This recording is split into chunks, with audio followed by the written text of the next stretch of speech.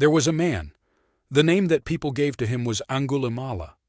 Something happened to him. He felt the society has been unfair to him, and he became an angry man. When you are young, you think everything is unfair to you. So he became very angry with the society, and he took a vow. In this town, which had been unfair to him, he was going to kill 101 people and cut off one of their fingers and wear it as a rosary around his neck. He went about doing this.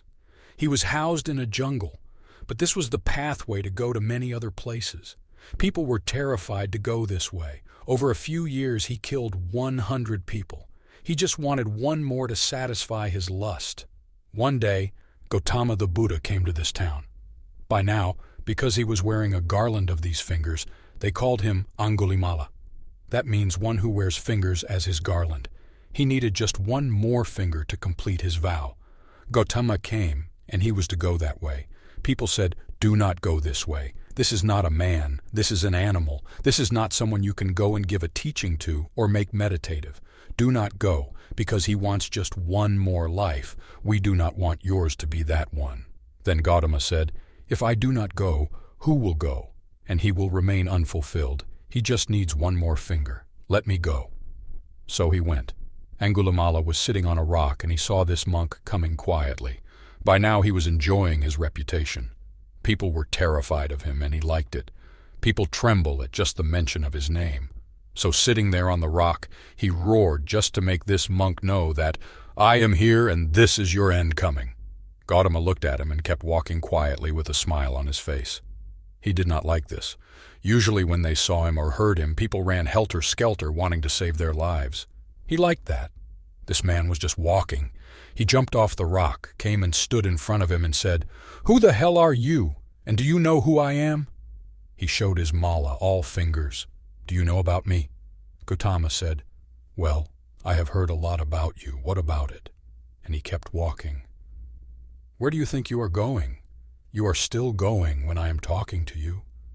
Gautama said, "My going stopped a long time ago. I have arrived. You are the one who are trying to go somewhere." Then Angulimala laughed. He said, "Rubbish. You are definitely an insane man. I am standing still, and you say that I am going. You are walking, and you say you are not going. What's wrong with you?" Gautama said, "I have arrived a long time ago. I am not going anywhere. You are the one who is trying to go somewhere, but you do not know how to go there. You want my finger or you want my neck.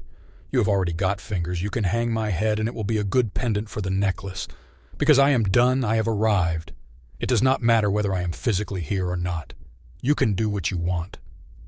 The pleasure of killing is only when they are terrified and do not want to die. When someone wants to die and they do not care, what is the use of killing this guy? And it looks like even if he kills this guy, his lust for 101 lives will not be fulfilled because this guy does not give him the pleasure." Then he said, "Wait, you tell me, what is this about? You are moving, and you are saying that you have arrived, and you are not moving. I am not moving, and you say I am moving. You are looking for fulfillment in your own way. 101, I am fulfilled. This is the big difference, and you can take my life. If you think you are going to be fulfilled, do it, because my work is to fulfill people. If it is going to happen so easily that you are going to be fulfilled without a teaching, just by slashing my throat, just do it. What is the problem?" Then Angulimala became his disciple. Gautama said, "You must go into the town from which you have killed 100 people." Gautama's monks were called bhikkhus. Bhikkhu literally means beggar. He gave him a yellow cloth and a begging bowl.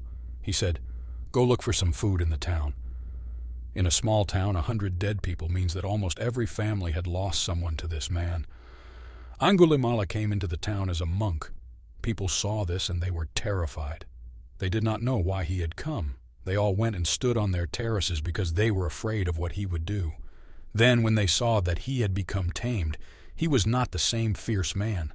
They started throwing stones at him because each family had lost someone to him. So he continued. Stones hit him and he was bleeding all over. Then when the stone throwing became a little excessive, Gautama came and asked the people to stop and said, "This is not the same man. This man is an extension of me. You are throwing stones at me. Just stop." There is no point in killing this man because this man has come to realization in a very hard way. You cannot waste this man now by killing him.